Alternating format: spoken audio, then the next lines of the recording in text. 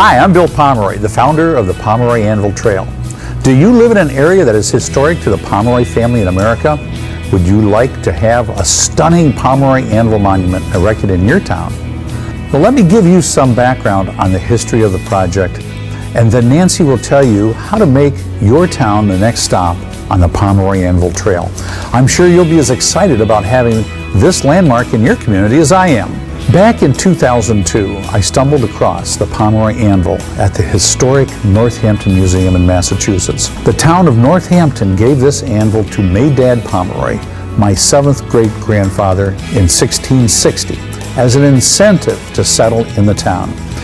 Since discovering the anvil, it has been my dream to erect monuments in the shape of the anvil in places that are historic to the Pomeroy family in America, and to use these monuments to tell the story of the westward movement of the American people. And today that dream is coming true. The Pomeroy Anvil Trail celebrates the American spirit through the progress and movement of one family. It is my hope that the Pomeroy Anvil Trail will generate interest in each of our family's American experience.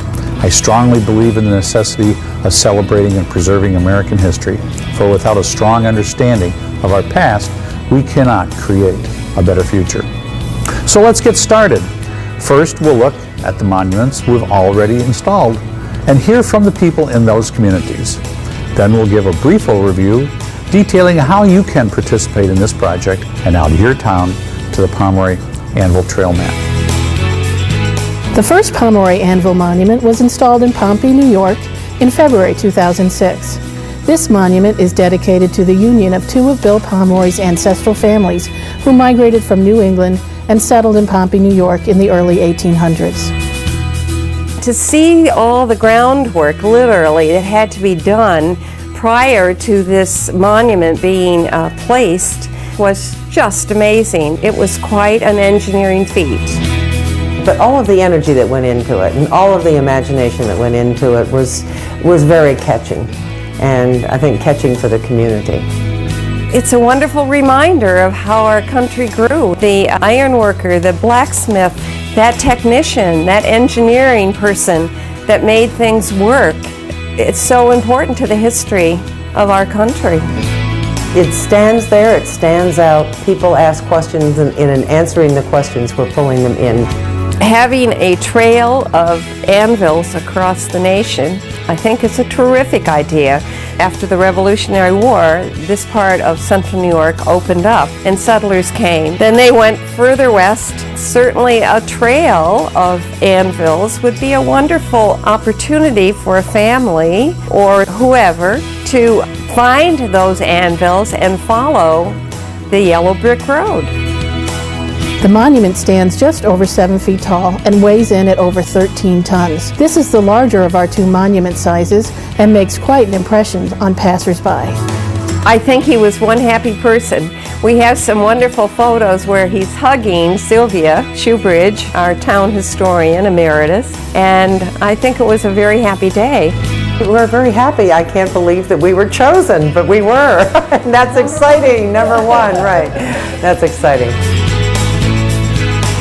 The second Pomeroy Anvil monument was installed in Sandusky, Ohio in June 2006. This monument follows the Pomeroys of Pompey, New York in their westward migration to Huron and Erie counties in Ohio, and speaks to the sacrifices made by so many families during the American Civil War.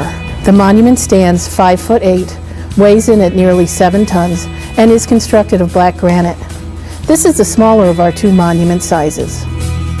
This monument was especially important to me because it speaks to the events that one family experienced during a period of great expansion and political upheaval that helped to shape our country. Francis W. Pomeroy, my second great-grandfather, was a machinist by trade, and like many people who dreamed of making their fortune as an inventor, got caught up in the patent craze of the late 1800s. His eldest son, Edwin C. Pomeroy, fought as a Union soldier in Company B of the 101st Ohio Volunteer Infantry. We are fortunate to have copies of his letters sent by Edwin to his family during his tour of duty. In those letters, he speaks of the day-to-day activities of the regiment and of the stark realities of the Army hospitals. Edwin was subsequently wounded at the Battle of Kennesaw Mountain in Georgia and died at the Army Hospital on June 29, 1864 from an infection. He was buried in the National Cemetery in Chattanooga and later reinterred at the Oakland Cemetery in Sandusky in a plot that his father purchased for that purpose. The third Pomeroy Anvil Monument was installed in Northampton, Massachusetts in November 2006.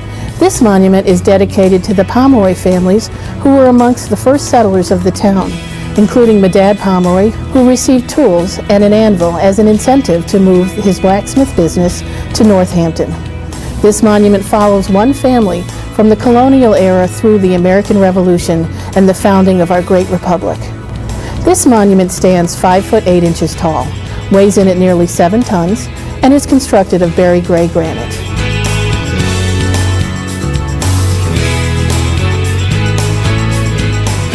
The Pomeroy Monument by itself embodies the family history. History doesn't always answer questions, but that monument, in a sense, begs questions. When people see that, they'll be drawn to find out more about the history of Northampton and the Pomeroy family. I also think that as a part of the Pomeroy Trail, that it links this destination with other destinations all across New England. And I think this is important to the town economically, because cultural tourism and collective destination marketing, if I may put it that way, is part of what we have to offer as a region that's different than other regions of the country. From the right to the left, fire! This is the third monument that we have placed on the Pomeroy Anvil Trail. The other two, the first one was placed in Pompey, New York, and the other one, the second one, was placed in Sandusky, Ohio. Our plan is to place at least 15 more monuments across the United States to the Pacific Ocean, marking the westward migration of the Pomeroy family from Northampton, Massachusetts to California.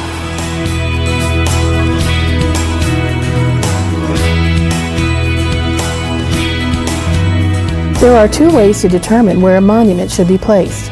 Our organization may choose a community based on our knowledge of Pomeroys in that area, or a community may contact our organization. Historic research is done to give us a clear idea of the family's impact on the community. When we identify a potential site, we initiate a conversation with local historical societies and genealogical societies to see if there is interest in our project. The next step is to find an appropriate place to erect the monument. It is at this point when it is helpful to have advocates in the community who can assist us in navigating the permissions we will need, such as building permits and approval from town boards or commissions. Once approved, the next step is contracting the work and finding the appropriate local businesses to build the foundation and install the monument.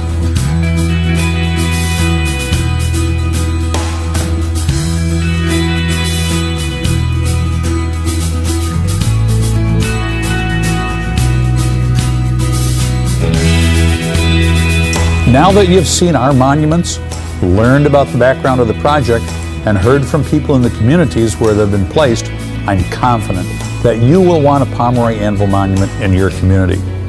I hope we've piqued your interest and answered some of your questions. We've given you a brief outline of the process for site selection, and we'll provide contact information at the end of this video. I'm excited about this project and what it means to the communities where the monuments are to be placed, and to the efforts to preserve and celebrate the history of our great nation. History and genealogy have been passions of mine for many years, and it gives me great pleasure to be able to share that interest with others through the Pomeroy Anvil Trail.